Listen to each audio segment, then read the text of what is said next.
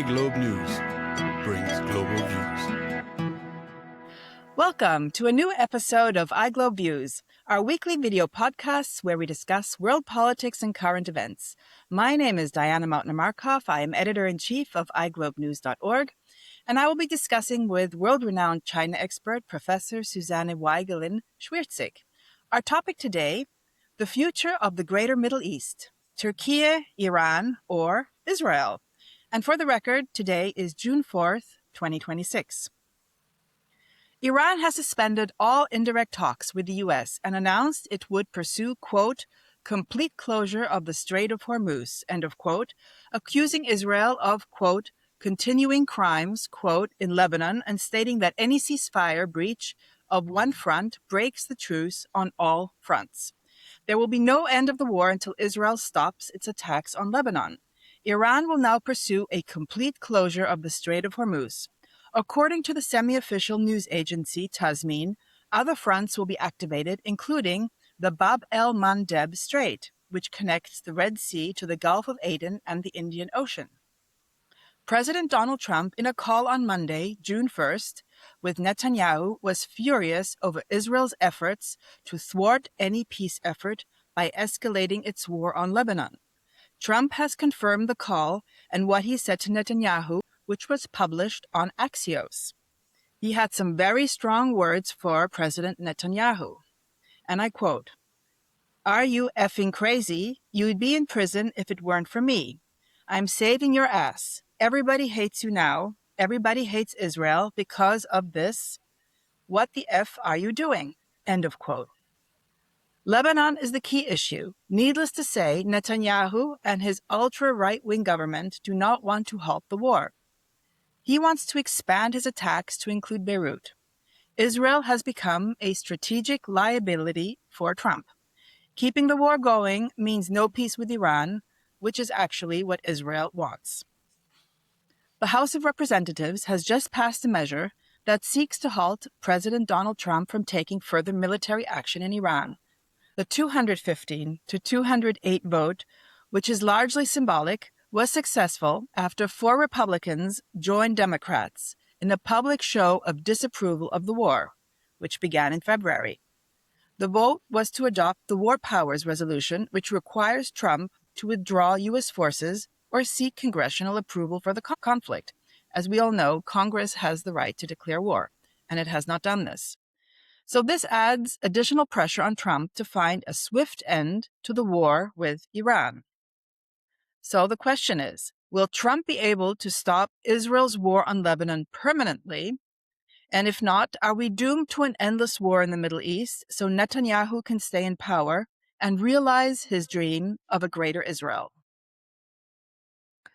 Well, this is a very, very interesting question, as always.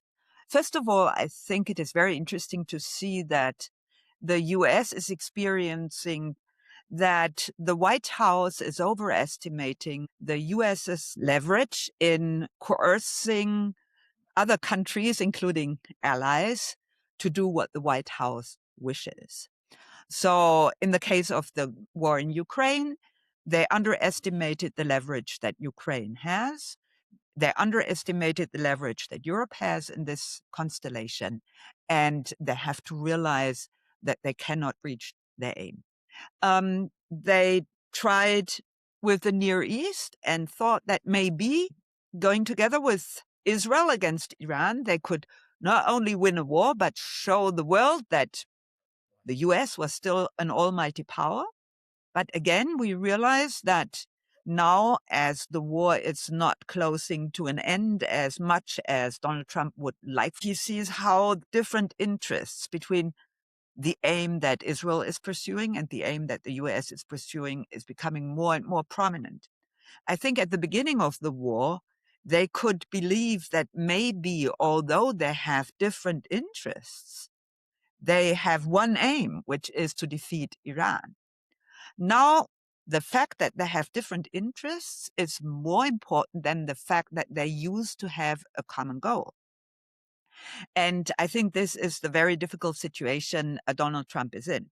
However, With regard to these telephone calls between Trump and Netanyahu, I think we have to be really, really cautious in believing everything that Axios tells us or wants us to believe, because I think that the White House now is in such a difficult situation that it has to somewhat manipulate our perception of what is going on.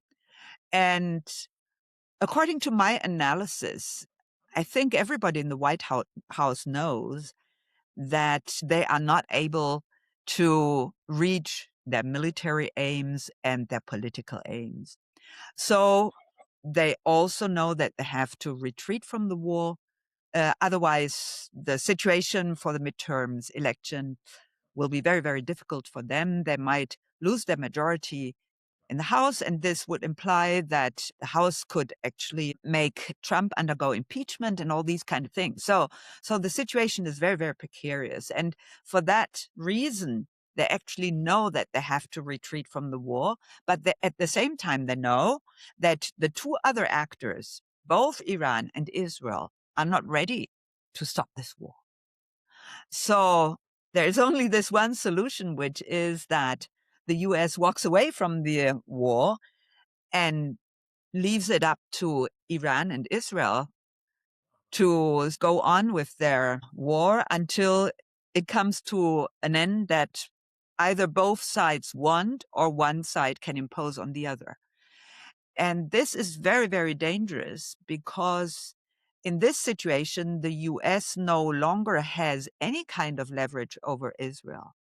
And I think it is very clear that Israel will go to the very, very, very, very end with this war because they regard Iran as an existential threat. However, on the other side, Iran also views Israel as an existential threat. So if the US actually walks away from this war, we might have a situation that walks up the escalation ladder without any third or fourth or fifth or sixth actor able to say, now you have to stop this because this is threatening the whole world. So the situation is very, very dangerous at this moment. I have three things to say to your response. The first thing is that we can't forget that it was the US and Israel that started the war. So if they hadn't started the war, there wouldn't have been a war. Iran did say that it would be willing to negotiate a ceasefire or maybe a permanent peace if Israel stops its attacks on Lebanon, because it was just about to attack Beirut. And I think Trump did manage to call Netanyahu and the IDF back, even though there are conflicting messages. Did the IDF retreat? Did it not retreat? The IDF is still in the southern Lebanon, but it didn't go into attacking Beirut for now. And regarding that telephone call, I think Trump actually confirmed that what Axios published was true. And I think it was a purposeful leak because there were three leakers. So obviously they were sent out to report this. And you're quite right. This was a move that was done on purpose because the war is so unpopular in the US at the moment, to show that President Trump is actually trying his very best and trying to put pressure on Netanyahu. It seems that Lebanon is the sticking point here. So you are of the opinion that actually Iran would continue the war even if Israel would completely pull back from Lebanon? No, I wasn't insinuating to say this. I think if Israel shows a tendency to actually comply with Iran's demand to pull out of Lebanon, I think this would create a totally new situation. However, I think it is quite important for Iran to be sure that Israel will not only take sort of a pause and then after a few weeks or months, try to attack Iran again. For that reason, Iran has to be very, very careful to do two things. On the one hand, it has to make sure that Israel cannot regain strength by going through a situation where they have a ceasefire for a certain period of time. And Israel can use this situation to regain strength because, as far as I know, the situation in Israel with regard to the armed forces is not optimal, to say the least, at this moment. So Iran has to make sure that nothing happens in this direction. But on the other hand, Iran also has to make sure that it doesn't lose control over the Strait of Hormuz, because this is its most important chip in this game. So from my point of view, they cannot end the war like this, because they know that ending the war would imply that they might lose their bargaining power and also their leverage in the situation. So in case something happens that Iran doesn't want to happen, they can still force the other side to do what Iran wants.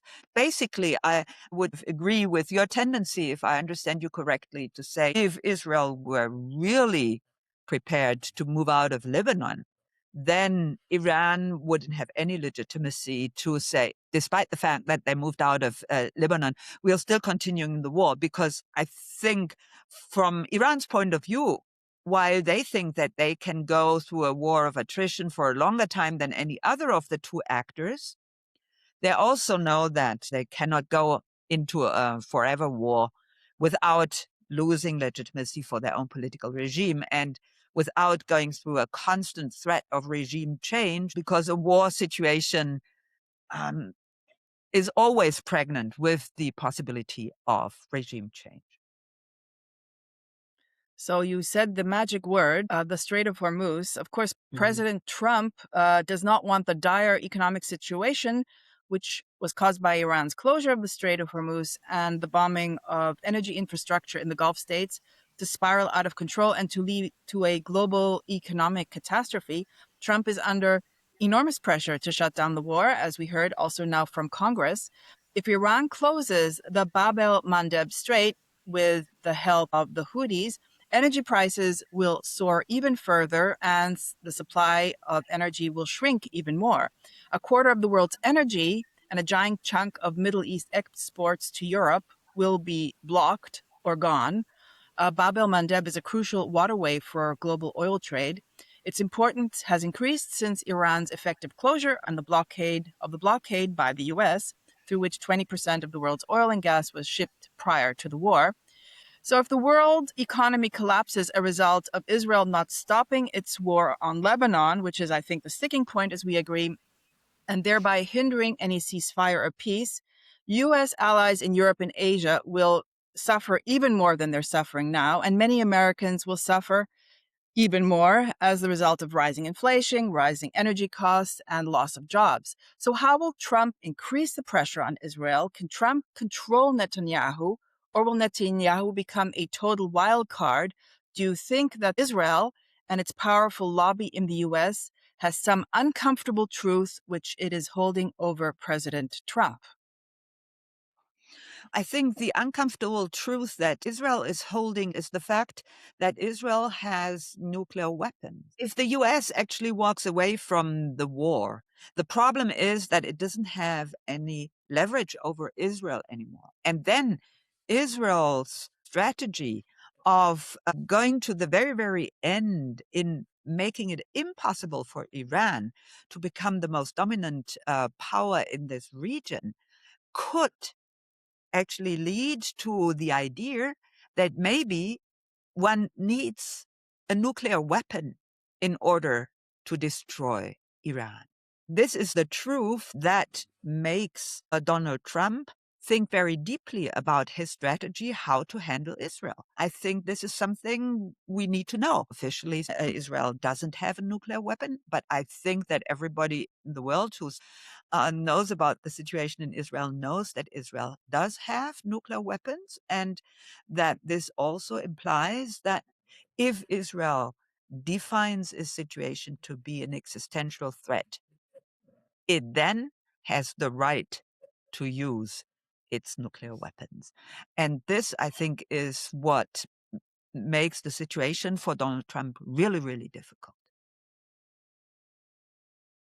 I agree with you. I think it's an open secret, even though Israel denies that it has nuclear weapons, that it in fact has nuclear weapons, and in fact it has quite a number of them, many hundreds. I also read that if Israel were ever to use even one nuclear weapon, it would be such a pariah state that that would be the end of Israel, more or less. It would be so isolated if it would ever choose to actually go down that pathway instead of just using nuclear weapons as a deterrent. We have another front, namely the UN. France has called for an emergency meeting of the United Nations Security Council after Israeli forces seized the medieval castle of Beaufort in Lebanon. French President Emmanuel Macron has also called for an end of fighting and said, and I quote, "Nothing justifies the major escalation underway in South Lebanon." End of quote. So France is once again taking the lead in Europe to protect international law and be a voice for peace in the Middle East. Germany, by the way, just lost its bid for a seat on the United Nations Security Council, and many insiders have noted that this was because Germany's unconditional support for Ukraine and also for Israel. So, will the U.S. support this French resolution, in your opinion, to increase pressure on Israel and not make use of its veto? Could the United Nations Security Council put binding sanctions on Israel and its government if Netanyahu does not pull back from Lebanon? It could do this if the U.S. actually supports or just does not use its veto power. And one of our previous discussions, you had stated that stopping wars is the UN's top job. If the U.S. supports France, and this would actually end up leading to a permanent ceasefire with Iran, this could actually increase the standing of the UN. Mhm. One of the reasons why the US will not support the French move, I think, is because the US doesn't have an interest in showing that the UN Security Council has the power, not only the duty of ending wars. So it is very crucial for Donald Trump actually to show that he is the one to end this war, because he wants to show to his electorate as well as to the world at large that he, as the president of the US, can still control whatever kind of situation. So from this point of view, I don't think that he will be open to support Macron.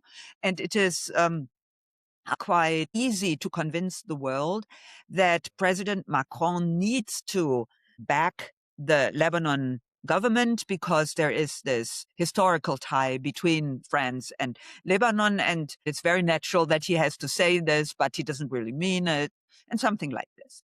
So all in all, I think that it is good for President Macron to show his solidarity with the very, very, very weak Lebanon government. At the same time, I think he will know that even if he argues in favor of a de-escalation of the situation, whatever he says will not have a very important impact.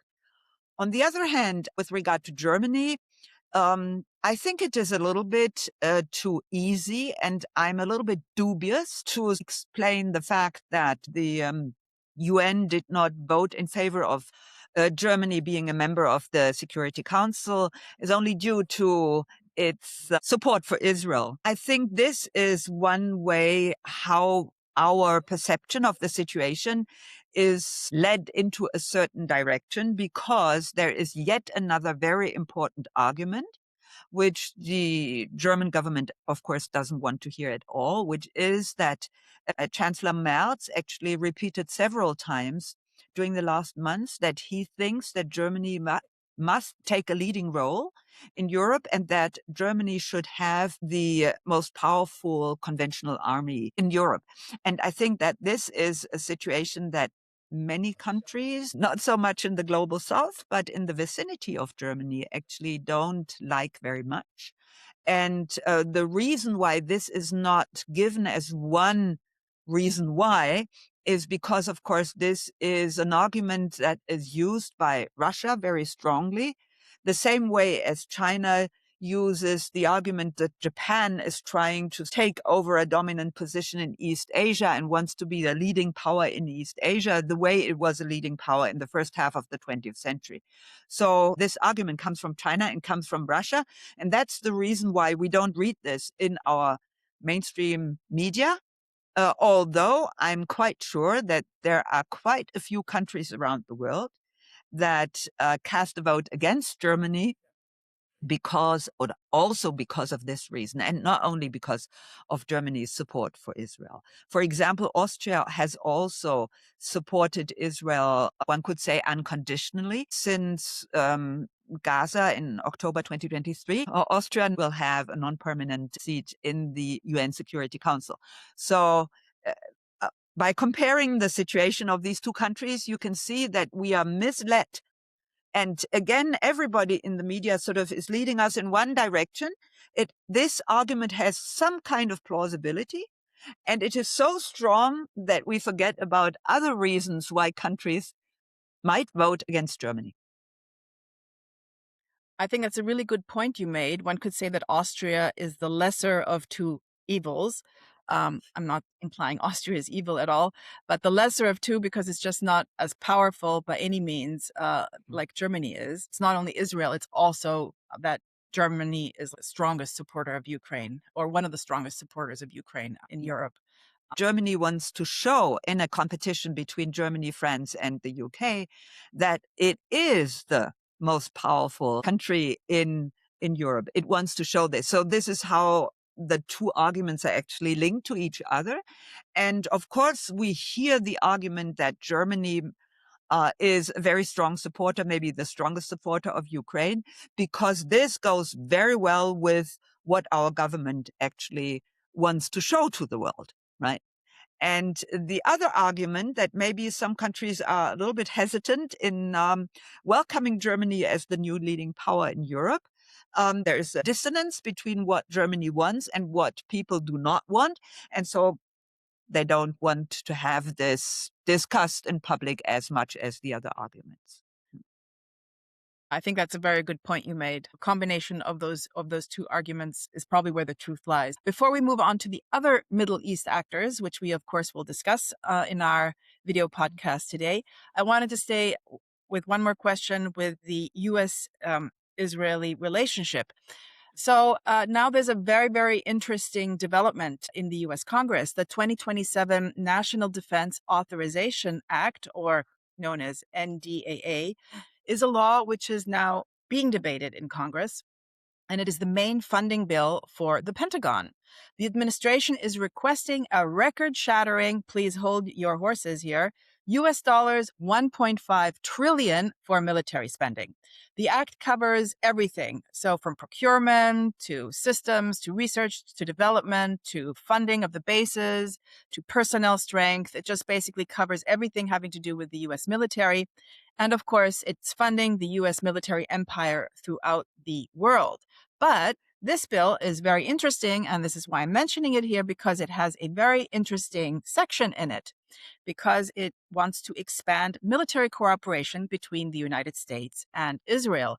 According to a report published Friday by Responsible Statecraft, and I also researched it, so it's actually true, Section 224 of the legislation is titled, quote, Israel United States Defense Technology Cooperation Initiative, end of quote. And this would establish unprecedented partnership between the U.S. and Israeli military, covering technology sharing, the co-production of weapon systems, bilateral research and development across multiple domains of warfare, including biotechnology, autonomous weapon systems, artificial intelligence, cyber warfare, and much, much more. And this is not a Republican bill. It's a bipartisan bill, which was introduced by a Republican and a Democrat. So it goes to both sides of the aisle. One former U.S. State Department official put it this way, and I quote, what Congress is trying to do now is find different ways of entrenching the relationship so deep in America's own defense industrial base that it's impossible to root out, end of quote. The United States has provided Israel more than $300 billion in military assistance since 1948. If passed, this integration of the U.S. and Israeli military would be unprecedented in U.S. history. According to a recent Gallup poll, only 36% of Americans sympathize with Israel at this moment, compared to 41% which sympathize with Palestinians. And this marks the first time in decades that Israelis no longer lead in American Middle East sympathies. So the powerful Israeli lobby aims to codify this special Israel-U.S. relationship. But the question is, will this not produce the opposite effect? And can the U.S. afford spending this insane amount on its military? Let's keep in mind that China and Russia, the next biggest military spenders, spend approximately 336 billion and 190 billion. So there's a huge discrepancy between that and 1.5 trillion with a T. Is this bill more in US or Israel's interest? And what would the US have to gain from approving such a comprehensive integration of the two militaries? And will Trump threaten to scratch this cooperation to force Netanyahu to stop his war on Lebanon? Well, according to my assessment, and of course, I'm only an sort of outside person to this field. It's not my specialty, but when I hear you giving us all these information, I think the first reaction I would have is we can not only look at this new budget and the fact that the US wants to collaborate very closely with Israel in developing its weapon technology. We cannot only look at this from the point of view that they're getting closer to each other because Israel needs the support of the US. I think we also have to look at this from a totally different perspective. The US is in a situation where it feels that other countries in the world, including China, are developing their weapon technology very rapidly and quite successfully. Whereas the US is spending a lot of money on developing its weapon technology and it lags behind. So this implies that, for example, now Congress is debating whether or not it is possible for US warships, many of which need to be replaced because they are extremely old, can be built in allied countries such as South Korea and Japan because the US simply doesn't have enough workforce and enough industry to build these warships in a comparatively short period of time. So this shows that the US is in a very, very precarious situation. It needs to upgrade its military. It needs to invest a lot into upgrading, but at the same time, it doesn't have the labor force and the industrial capacity domestically. And this, I think, is one of the reasons why the US came to the opinion that maybe in this special situation where the US and Israel are jointly going to war against Iran, it is the most reliable ally to collaborate with in developing a weapon technology, especially as Israel has been very successful in developing its weapon technology. And Israel is under very heavy pressure to actually develop all kinds of weaponry because it is not a country like the US, which is thousands of miles away from the war theater. It is in the middle of the war theater. And this creates much more pressure on the ability of the human being to sort of develop these technologies in a comparatively short period of time, because in the case of Israel, this is an existential question, whereas in the case of the US, this is a question of having more or less power, spending more or less money, having more or less weapons. You know, this is a different constellation. And I think that we also have to understand this kind of collaboration in these terms. So the US is actually showing that it has enormous problems in projecting the kind of power it would like to project over the world with the military and the equipment of its military that it has at this point. So I think this is a perspective we have to bring in here. Of course, on the other hand, this also implies that maybe the US is also developing a strategy of close alliance with Israel. That does not necessarily imply that they will have to continue to go to war against Iran together. So if you walk away from the Iran war, but at the same time, the military industrial complex of the two countries is so entrenched with each other, then you sort of develop other kinds of leverages that you can use in order to control Israel and to have something in your hand by which you can force Israel, for example, not to do a certain thing for example, not to launch a nuclear weapon. We also have to see this in this context. And of course, when you talk about spending as such, I mean, this sum of money is enormous. I think that many countries in the world now are moving into this direction. They see that they cannot get their economy going without investing into this military technology. And the US wants to reach two aims at the same time. On the one hand side, it wants to upgrade its military as quickly as possible. And on the other hand, it wants to use the spending in the upgrading to get its economy going. This, of course, I think we discussed this in earlier postcasts. This implies that we are actually moving step by step into the direction of actually using our weapons, right? If we produce them, we can only have a sustainable outcome of producing them if we eventually use them, if we sell them. I think we see the selling of weapons growing all over the world. All kinds of countries are now selling weapons to all kinds of countries. And I think this makes our world even more dangerous than it already is. It certainly makes our world much more dangerous than it already is. The U.S. is running out of weapons at the moment. It just told Japan that I think it ordered 400 Tomahawks or something like that. And it said, sorry, you have to wait a number of years here. It's just been using so many weapons, not only in Ukraine, but delivering them to Israel for Israel to use.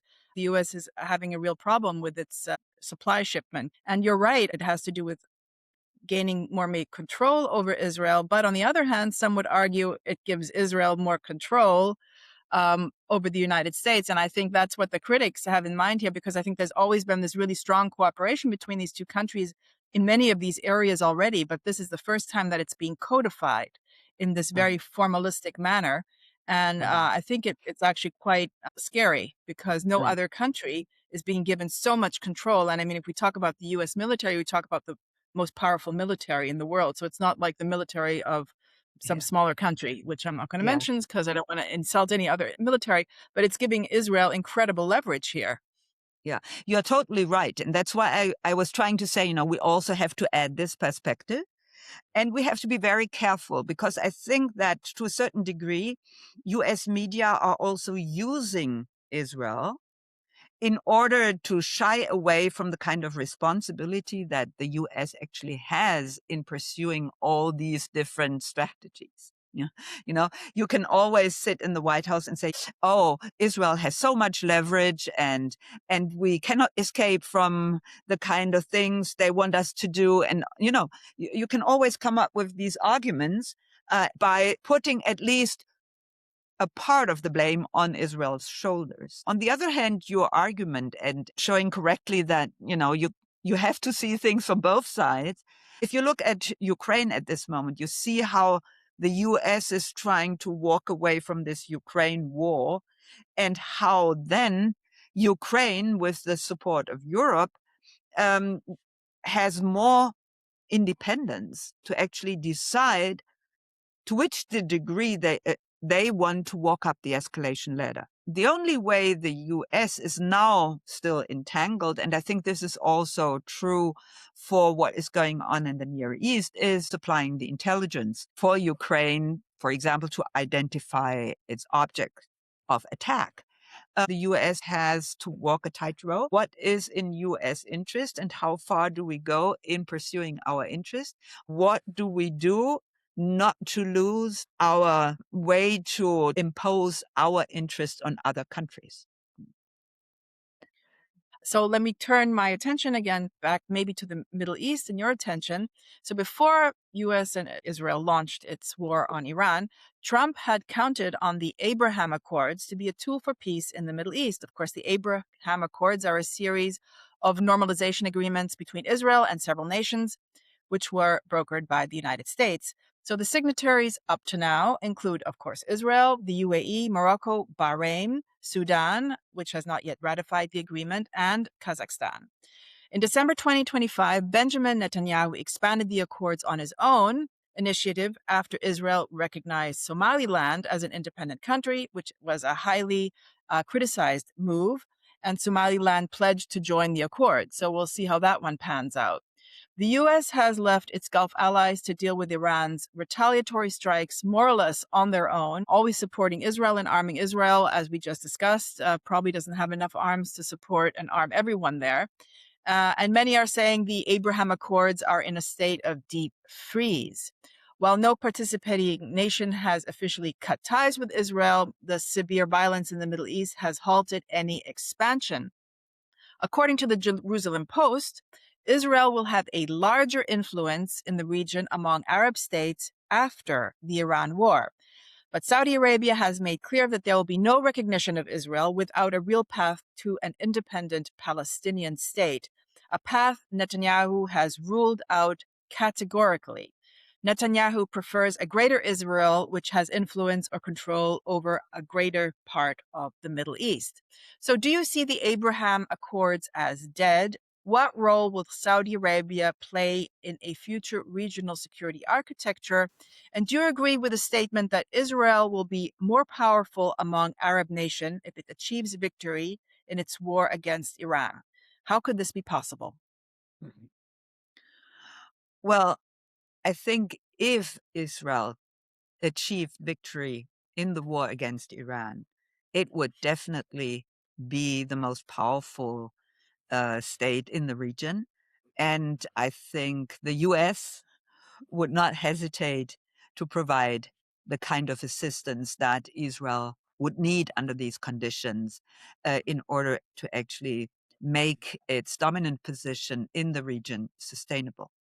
But the question is whether or not Israel is able to win this war. And I think there are many analysts and many experts around the world who say that Israel will not be able to win the war the way it would like to win the war. And of course, Israel would like to win the war so that it can be the most dominant force in the Near East. And this would, of course, imply that there is either a regime change in Iran or Iran would fall into pieces, right? So for this to be achieved, I think it's still a very, very long way to go. And from here to then, we don't know whether it's going to be Israel that will tumble into an existential crisis or it's going to be Iran that is going to tumble into the existential crisis. I think this question will be open until the last minute, until we finally see the outcome. So this is a very, very hazardous policy. And I think everybody who has been following Israel's development more closely than I has already warned us much earlier that, whatever Netanyahu is trying to reach is extremely risky.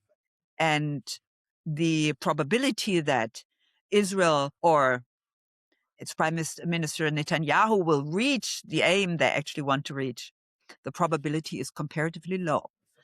Especially as there is not only one competitor for this dominant position, which is Iran, there are several competitors for a dominant position in the region. You just mentioned Saudi Arabia, which has been pursuing a quite interesting policy, which is more or less a policy of multi-alignment. And a policy of multi-alignment is a policy that we see, for example, also pursued by India. So without being entangled into a war in the direct sense of the word, you try to sort of align with different actors, especially with different actors among the three nuclear powers, to make sure that in a future multipolar world order, you will be somewhat in a position to maybe even represent the region or to be a pole or to at least have more say in a future world order than you have in the current world order. And I think this is actually what Saudi Arabia is doing. It is not fully aligned with the US, of course, but it's also not fully aligned with either China or Russia, with both.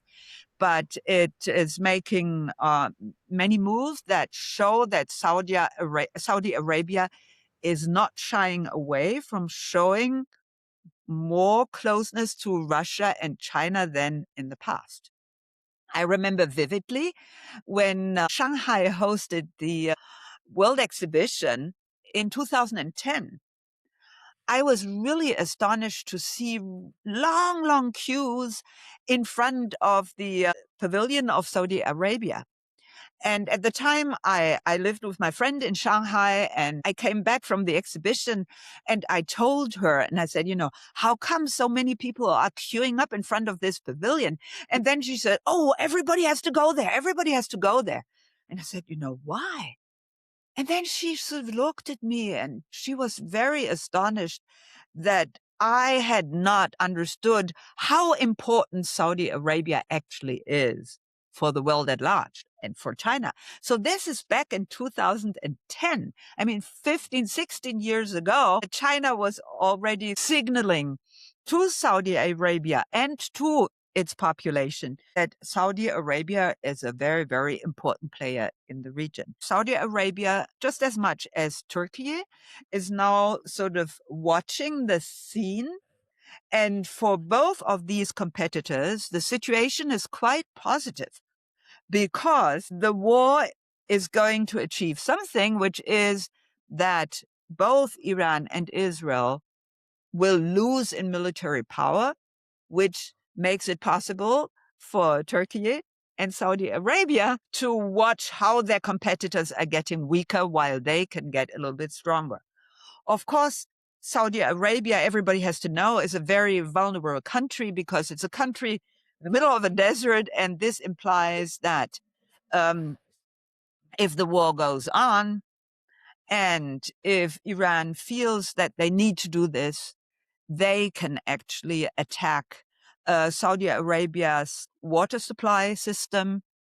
And this would mean that living in Saudi Arabia would suddenly not be possible anymore, that people would have to flee to all other countries. So Saudi Arabia has to be very, very cautious not to be too close to Iran, because then it could be suddenly hit by Israel, and not to be too far away from Iran, because then it could become a victim of Iran retaliation, and this would be very, very dangerous for them. Saudi Arabia has to sort of play this game of multi-alignment also because it knows that the country is extremely vulnerable. And let us not forget that also Israel has been indirectly hitting Saudi Arabia and all the other Gulf states because it has been attacking in the vicinity of the Bushehr nuclear power plant, which was built by Russia in Iran. If this nuclear power plant was ever directly hit, it could contaminate the Gulf, which would make living in any of those Gulf nations practically impossible because they all live from, as you just mentioned, water, which is being desalinated. And I just read that Saudi Arabia is so dependent on imports that it's also importing sand, if you can believe it, because the sand they have in their desert, of which they have enough, they can't use that for building. I think Saudi Arabia is very aware of its dependency on everything, but I think Israel is also, in that sense, attacking, and not only Iran. Yeah. And this attack on the nuclear power plant is very, very, it's very dangerous. Unfortunately, the actors in this war think that they can go very, very far in threatening their enemy. I mean, we also see this in the war between Russia and Ukraine, that things we as non-active participants of these conflicts would think, it's totally impossible to even imagine that you do something that is close to a nuclear power plant. But you see that if you are actively engaged in this kind of war, you go farther and farther, or you could even say nearer and nearer to things that everybody else would exclude from being a war object. And this is very, very scary. But it shows what kind of dynamics war actually generates, also in the heads of the decision makers who on a daily basis have to take decisions that are of existential consequences. And we have to understand that our politicians here in Europe have never been in this kind of situation before, like Mr. Netanyahu, or like Mr. Trump, or like Mr. Putin, or like Mr. Zelensky. This very, very difficult situation in which all these warmongers are at this moment. One has to call them warmongers, I think, because for them, there is no way out of the war at this moment. There's so many warmongers. I was just making the comparison between the attacks in Zaporizhzhia, which many say are actually attacks by the Ukrainians, but it's never really reported that way. But at least it is reported that there are attacks in the vicinity there, whereas the attacks on Bushehr are practically non-existent in the Western media. But let me now bring in the other part of our title, namely Türkiye. Israel now appears to be widening its strategic lens towards Ankara. Former Israeli Prime Minister Naftali Bennett recently warned that, and I quote, Turkey, he said, Turkey is the new Iran, end of quote. This statement was not an isolated slogan. It reflects a growing Israeli security debate that increasingly views Turkey, Qatar, Syria, Hamas, and even Pakistan-linked regional alignments as part of a new strategic challenge to Israeli supremacy. Israeli-American spy Jonathan Pollard has suggested Israel may attack Egypt and Turkey in the near future. He also warned against Israel allowing the Turkish-backed transitional government in Syria to reclaim areas in the south that are occupied by Israeli forces, saying it would effectively leave them with the, quote, Turks on our border, end of quote. So my question to you is, how do you see the tension between Turkey and Israel developing? Will Turkey be Israel's next target? And how will NATO react if Israel does attack Turkey? Yeah. Well, as we just heard, I mean, structurally speaking, it is very clear that Turkey is yet another competitor for dominance in the Near East. And that at this particular moment, Turkey can sort of more or less sit back and wait for what happens between Israel and Iran. And I think it seems a little bit strange to imagine that Israel could go to war against Iran and Turkey, both very, very big countries with a large population and a very, very strong army. Israel, as a comparatively small country with a small population, could go against those two. I think there are multiple historical examples that can make us understand why the Israeli elite is now looking into the direction of Turkey. Because, you know, if you are a country that believes that you are surrounded by enemies and you see that you cannot solve the problem by going against one enemy, then you will add one enemy after the other.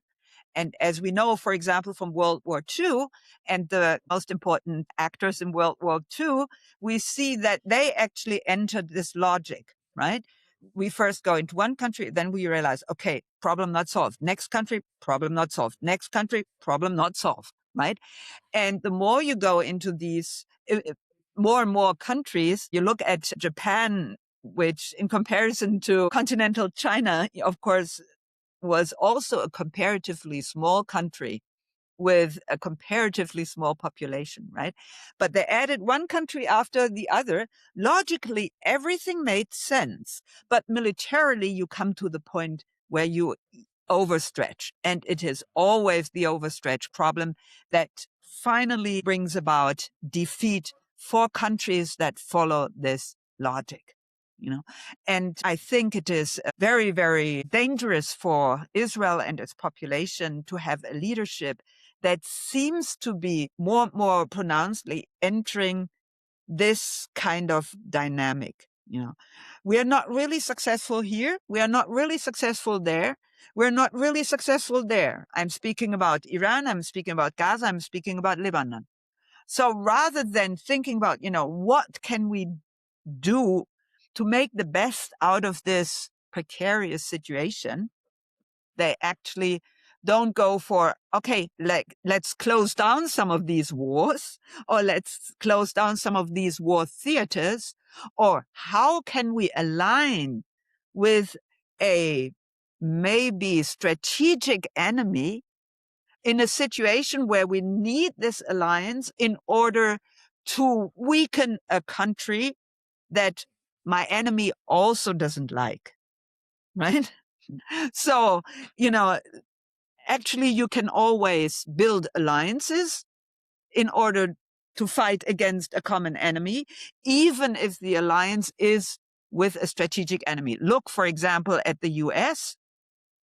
Building an alliance with the Soviet Union, although from a strategic point of view, the Soviet Union, of course, has always been an enemy of the US. So from this point of view, if you only think in terms of I go against one country and the other in my neighborhood, you might try to calculate whether or not there is someone I can align with temporarily to go against a common enemy. And I think the fact that this seems nearly impossible at this moment, and it's not part of the discussion in Israel, shows that they have already entered this dynamic, which leads them into a direction which I could only say, according to my historical knowledge, this kind of dynamism leads into defeat. And defeat for Israel would be the country being as small as it is and being geographically located where it is. A defeat for Israel would be just terrible for all Jews living in that part of the world. So Israel more or less has gone down what we would call the rabbit hole, which is figuratively speaking, you're in this pipe and you only see like your only way out is to attack new enemies because all you see is new enemies. So instead of solving the problems you've maybe created on your own, because Israel is the offensive aggressor here and not the other way around, you just keep on doing more of the same. A very dangerous path Israel is on at the moment. And let us not forget, Turkey is not Iran. It is not Lebanon. It's certainly not Gaza, and it's not Syria. It is a major NATO power with the second largest NATO army, a large population, deep military traditions, a growing defense industry, advanced drones, a naval reach close or similar or equal to Israel's, missile development, and everything like that. So in any comparison, Turkey is not an easy target. Its military, geography, industrial base, and NATO membership make a direct Israeli attempt to, quote, destroy or subjugate Turkey almost impossible. If I may insert this here, we also have to remember that Turkey has been a dialogue partner of the Shanghai Cooperation Organization for a comparatively long period of time. And the Shanghai Cooperation Organization is, of course, an organization that wants to bring countries from Asia and from Europe, especially Russia, China, but also India and Pakistan. And if I am informed correctly, also Saudi Arabia, together in order to build a Eurasian bloc. Turkey has already applied for full membership.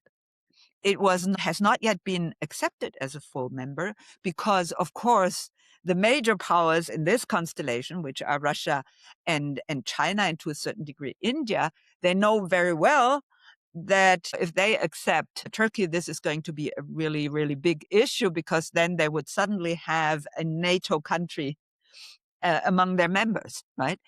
But you see here that also Turkey is preparing or even pursuing a foreign policy of multi-alignment insofar as it reaches out to Russia and to China. We might remember that Turkey also has played an enormous role in trying to bring the Ukraine war to an end. And so Turkey is trying to show that it is not one among many countries, but it also wants to be a country that has a bigger say in the future world order than it has in the current world order. So it is pursuing also this policy of multi-alignment. And from this point of view, if Israel is calculating on maybe sooner or later also attacking Turkey, it would create yet another situation where Russia and China are the hidden actors in this conflict, and where the country which is being hit by Israel can, to a certain degree, count on support from China and from Russia. And so this would then, according to my assessment, imply that we are moving into a direction where the big powers are not only more or less actively involved in wars, but they are sort of the prominent actors in these wars. And I think that is a situation that we would usually call a world war. Scary thought there. And of course, Ankara will host the NATO summit in July of 2026. And we just heard that Trump has accepted the invitation, so he will actually be there. Will NATO be able to withstand the challenges this war in the Middle East has created? Will it strengthen Turkey's role? From what you just said, I think Turkey is already being strengthened by what has been going on, just by the fact that at the moment it's not involved in a war and can silently get stronger. And can Erdogan keep all parties on the same side? Will a new security architecture emerge after the war with Iran ends? And will Turkey playing a major part in that security architecture? Yeah. The domestic situation in Turkey is not so easy. I think that there are forces inside Turkey that do not want for Turkey to be a major player in the region. And they want to make sure that Turkey is a compliant member of NATO. Because if Turkey left NATO, I think this would be the next nail in the coffin that NATO is more or less already lying in. The domestic situation inside Turkey is at this moment not yet decided. They are moving towards elections. Erdogan is using lots of coercive means in trying to make the opposition weaker and weaker. And this is usually the case if the ruling part of the elite realizes how strong the opposing part of the elite is. In this situation, you cannot rely on having elections and they will come out the way you want them to come out. But you have to really hit your opponent and try to make it impossible for people to actually cast their vote for your opposition party, because obviously in Turkey, up until this moment, we still have a system that goes through elections every once in a while. So with other words, the fact that, Erdogan is going so strongly against its opposition.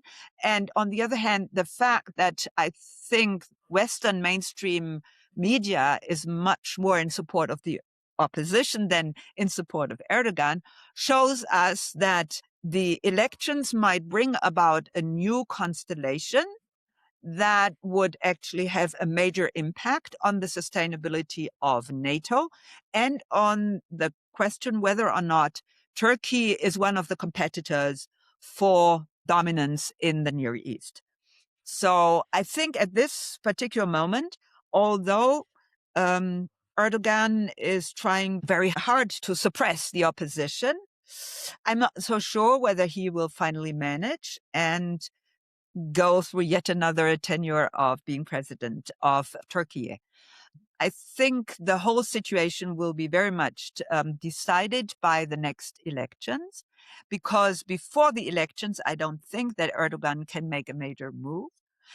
If he is pushed into making a major move because of things that might happen in the Near East, then I would tend to say that he might find reasons not to have elections for a certain period of time because of wartime conditions and things like this. I think in this particular situation, people who do not want Turkey to play a major role in the Near East can only use the method of making the internal situation in Turkey such that maybe the opposition is going to take over.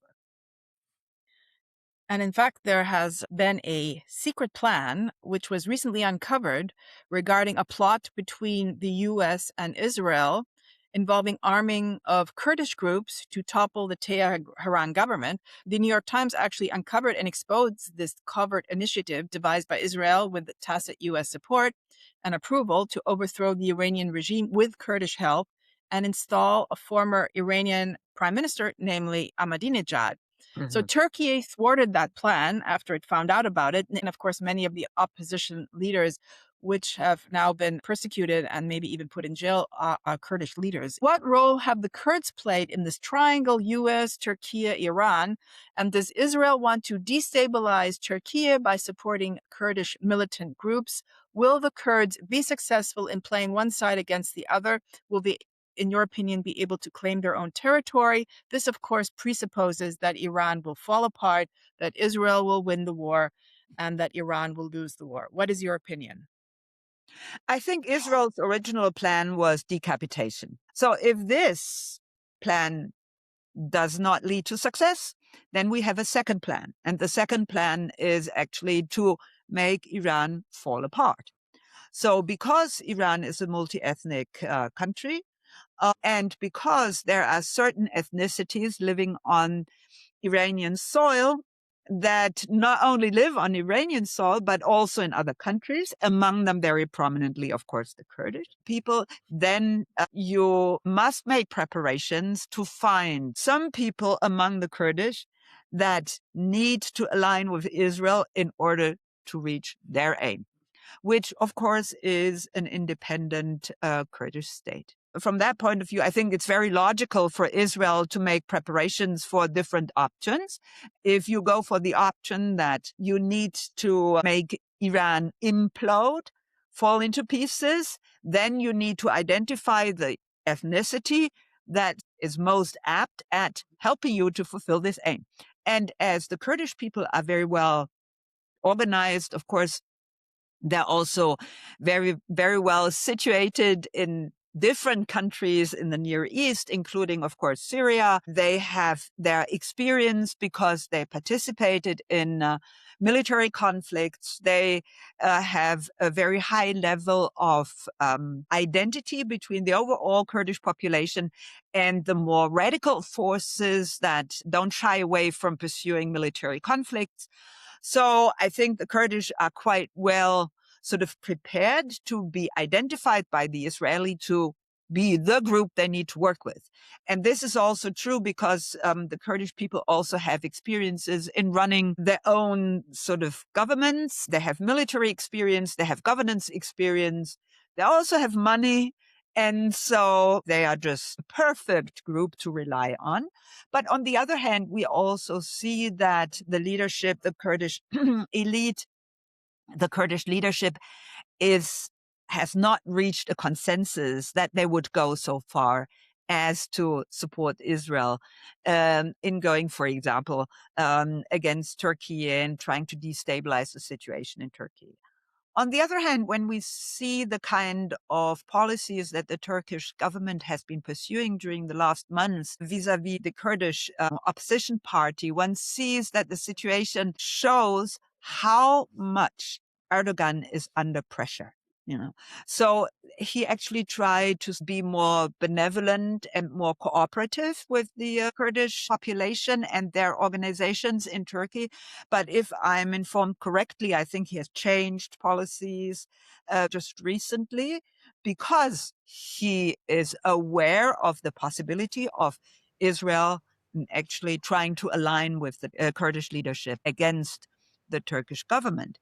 If we look directly, what is happening in the Kurdish areas, what is happening among the Kurdish elite, we don't really understand the situation. But if we look at what the Turkish government is doing, we have access ex negativo on actually what might be going on among the Kurdish. I think we know from the situation in Syria, we know from the situation with the Islamic State, with the Taliban in Afghanistan, that when it comes to aligning with an opposition movement, I think the US has never shied away of making organizations that might turn out as being extremely dangerous in the next phase of the development, their ally if they need to align with this group in order to fight against their perceived enemy.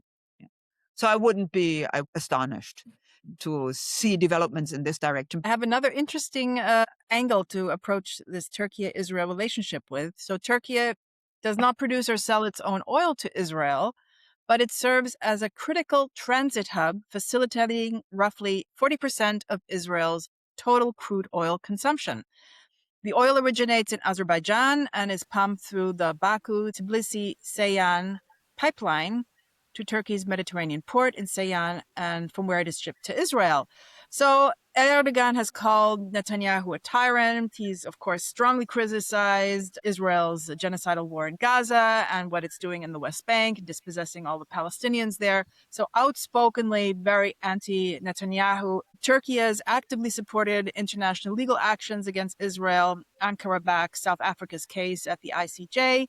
and supports the warrants against Netanyahu at the International Criminal Court in Den Haag.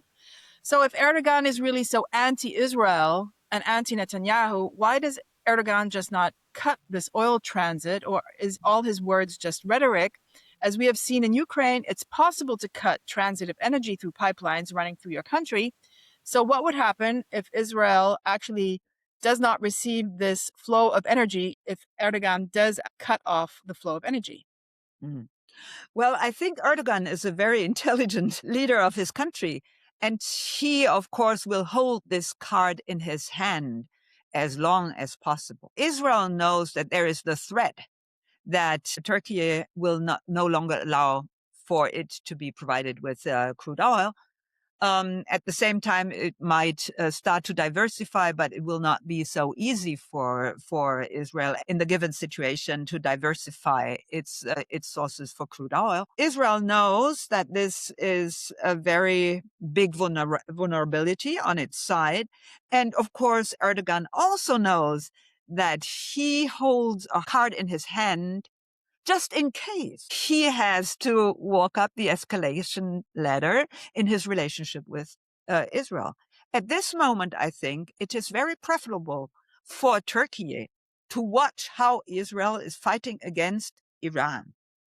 Because as we said earlier, chances are very high that both countries that are at war with each other will eventually be weaker in the future than they were in the past.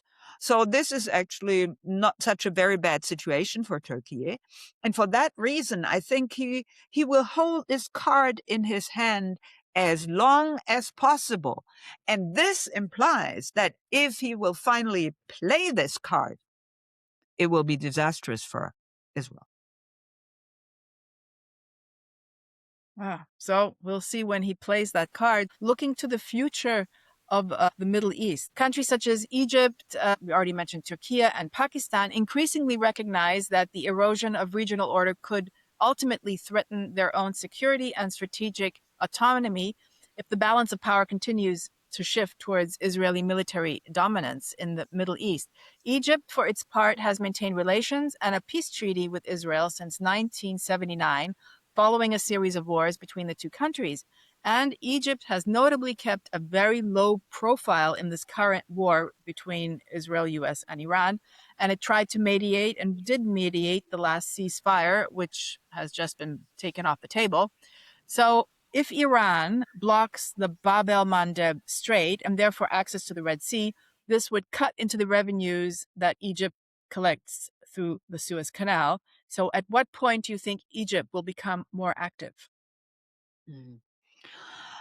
Well, Egypt is in a very good position, keeping a low profile on this war. I think you just mentioned many of the vulnerabilities, but also options that Egypt has. And one should also understand that Egypt is actually talking about a weapons deal with China. So we also see this country making preparations for a major shift of power and influence in the region.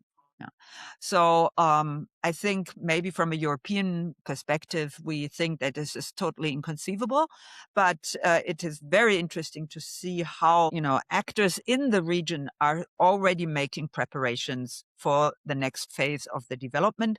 And obviously, according to their assessment of the power balance in the region, they need to get in touch with China and to a certain degree with Russia. Of course, Egypt has a long tradition of also being in touch with Russia. So they think they need to make these kind of preparations because they do not think that Israel is going to win the war. And they do not think that after the war, Israel will be more dominant than before the war. And they also do not think that the US will be more dominant in the region after the war than before the war. So if this assessment is right, we'll see. I always say, if you have historical knowledge about wars, we can only decide who won and lost the war once the war is over, right? And as we are still in the middle of wars, everything is possible. And if you talk to people who are in the army and who actually don't think about anything but, how an army can react or act in a certain situation. They always tell we make all kinds of plans and the war always turns out to be different. Right. And so we have to be very cautious in saying now we already know exactly who is going to win. It's only a question of time that Iran is going to win over Israel, or Israel is going to win over Iran. Wait and see, right? This is highly unpredictable. But at the same time, of course, we always have to look at the neighboring countries, because for them to come to a right assessment of the situation is of existential necessity. For us in Europe, it's a question of being in a big or not so big economic crisis, right? But for them, it's an existential threat. So the countries that are near to our core conflict usually have to be much more precise in their assessment. And they already have to translate their assessments into policies, which is extremely risky in times where the unpredictability of what is happening tomorrow is extremely big. So it's very important to follow closely what's going on in Egypt if you want to understand what the neighboring countries actually think the future will be like for their region. And we see with Egypt that Egypt is already making preparations, maybe for the whole power structure in this region being totally different from what they have been used to since the end of World War II. Everything can happen. It can develop into a major war that will not be a regional war anymore. I think that many of the decision makers in China are quite nervous that this might happen. But we can also come to a conclusion that Israel can no longer sustain its war with Iran and then gives in at a point where Iran can say, okay, let's stop here for the time being, because the situation is so good for us at this moment that we should not go on and maybe be weaker and have less leverage in a bargaining situation than at this moment. So I think the situation in the Near East is still open, but if you ask me whether I think the probability of escalation is higher or lower than the probability of de-escalation, I think at this moment it is like 60-40 for escalation being more probable than de-escalation. In February, Iran announced that Cairo and Tehran have decided to exchange ambassadors in a move to restore full bilateral relations after nearly 4 decades of estrangement between Egypt and Tehran since the 1979 Iranian Revolution. So that's already a very big signal that there is really something new going on there. And this rapprochement is certainly not in the interest of the US and certainly not in the interest of Israel, but it seems to be happening nonetheless. So if we take a more, let's say, not so third world war approach to what might happen and this escalation getting out of control, which, as you say, 60% might be going in that direction. But if there is room for negotiation, if there is room for peace, how could this rekindled relationship between Egypt and Iran shape the Middle East security architecture, which of course should include other regional powers such as Turkey, Pakistan, Saudi Arabia, and even Iraq? And how would this be able to restore some kind of strategic balance in the long run, but probably not make Israel the winner, as you already mentioned, of this conflict? Well, I think the situation is very, very difficult to disentangle. But it's quite interesting to see that the Crown Prince of Abu Dhabi actually went to China, and President Xi Jinping confronted him with one of those very interesting and difficult to understand solutions that China has for this kind of difficult situation. So the first thing that Xi Jinping said, and I think that this new agreement between Cairo and Tehran might be in line with this, The first thing he said is the countries in the Near East have to learn to coexist peacefully, which is maybe the most difficult thing to achieve. Why? Because as we discussed earlier on, Iran views Israel as an existential threat, and Israel views Iran as an existential threat. So to sort of convince these two countries that they actually should not see each other as existential threats is very difficult. But if one could convince them to not to see each other as enemies, but to coexist peacefully, would be a big move, right? So what does this mean? Usually the Chinese say that no country can actually dominate the region if the countries decide that they want to live in peaceful coexistence with each other. So this is a very, very tricky statement, which Xi Jinping actually made, according to Chinese reports, when meeting the Crown Prince of Abu Dhabi. What does this imply? From a political science perspective, if a region can somewhat allow for the countries to live at each other's side in peaceful coexistence, this implies that they actually regard each other as being equal. And this implies that no country from the region can take over leadership in this regional organization. But if no country takes over leadership in a regional organization, according to political science research, these regional organizations either don't have an effect on any of their membership countries, or they fall apart very soon.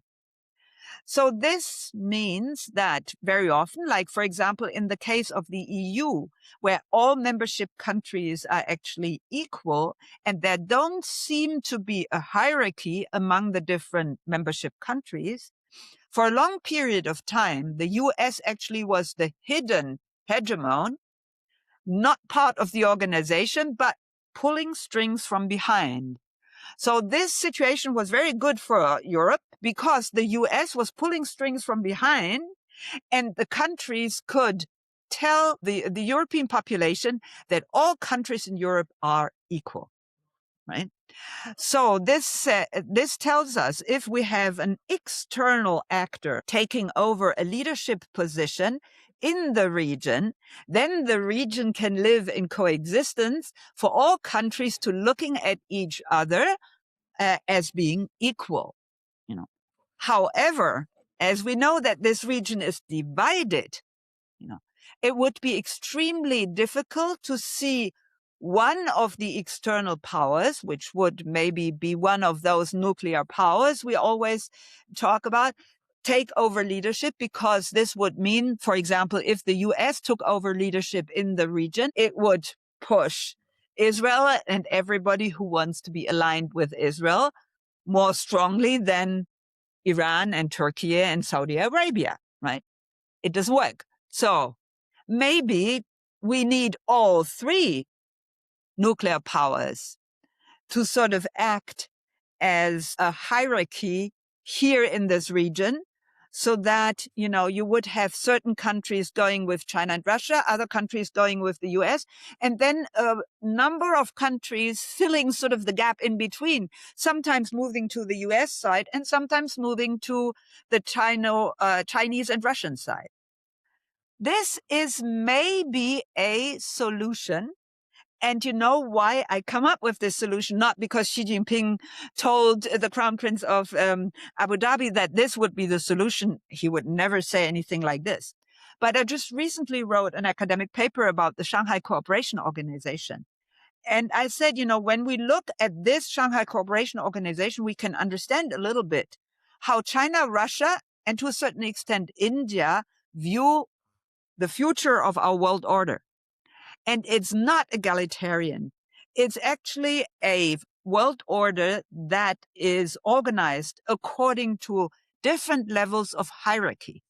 And at the very top level, we have three really big countries, powerful countries, China, Russia, and US. And then there is one layer and a second layer and a third layer and a fourth layer of countries that have more or less to say in shaping this world order. And the institutional model for this is the League of Nations. The League of Nations is more than the United Nations that we know of today, a multi-layered, multilateral organization in which different countries, according to their position in the world order, were allocated on different levels of the hierarchy. And I think maybe this is something that China, Russia, and the US might be forced to accept if they want to avoid going to war against each other. And so I think, this might be a situation where we could even see a two-state solution for Israel and Palestine, because this will only happen if Israel is so weak that then they cannot prevent this from happening. And if they are so weak that they cannot prevent this from happening, then the constellation I just tried to envisage would force Israel into accepting a two-state solution. And at the same time, it would force any kind of Palestinian leadership not to question the existence of Israel. So that would be a very innovative approach to looking at this very, very complicated problem. I don't know how to call it, this mess in the Middle East. That would be worth another discussion. I see one right here. I have a little bit of an historical background in trying to envisage this situation, because if you look at East Asia after World War II, it was actually a Cold War era, with one part of it being dominated by the US and the other part being dominated by the Soviet Union. And so there was no country, even though China was such a big, or is such a big country, China was much too weak to be able to dominate the region. And on the other hand, Japan was just defeated. So it did not have enough power and support for Japan to dominate the region. And in this situation, one could say that the region was actually ruled by two external powers that were actually in competition with each other. Right? And it has worked out for a long time. So I think this is not, an illusion. This is something you can find in history as a model. And I think if you read very closely what the White House wrote into the national strategy paper of the US, I think it is going into this direction, right? I mean, for things to work out in this direction, it usually takes quite some time. But the League of Nations was actually an organization that was founded and not very successful after the end of World War I. So it was not an organization that prevented World War I. It was the outcome of World War I. It was supposed to prevent yet another world war to happen. It did not succeed. We also have to have this in mind, because this historical model is very interesting, and it worked for a certain period of time, but it did not fulfill its aim of preventing yet another world war from happening. And I think this is also something we will have to calculate. We have to be more intelligent and better informed and rely on all kinds of historical experiences in order to create a world order situation that might at least prevent a world war from happening for the next 30 years to come. I agree with you, but I'm not sure our leaders are so historically versed. So I hope they'll read your paper or listen to our podcast or both. Or both. Yeah. Excellent. Okay. I don't think they read academic papers. Don't have the time for something like this, but maybe they have someone advising them reading academic papers, because there's some discussion going on in this direction. Yeah. I think my paper is the first paper to actually say, why don't we look at existing multilateral organizations under Sino-Russian leadership in order to understand how they organize these organizations and how they behave in the organization, in competition with each other, in collaboration. How do they treat the minor states and things like this? So Shanghai Cooperation Organization is pretty much under-researched, I would say, but it is a little bit more formalized than BRICS. Therefore, I choose this organization as my object of inquiry. And I think that my reviewers said, they think that this approach is quite convincing. When you look for my name and SCO, you will find it. It's an open access paper. Yeah. I'll definitely read it. I think this would be a good point to close our discussion for today. Yes, definitely. I think we looked at the Near East from all different kind of angles. I am not sure we really sort of could clarify everything, but maybe something. And I'm looking forward to our next discussion.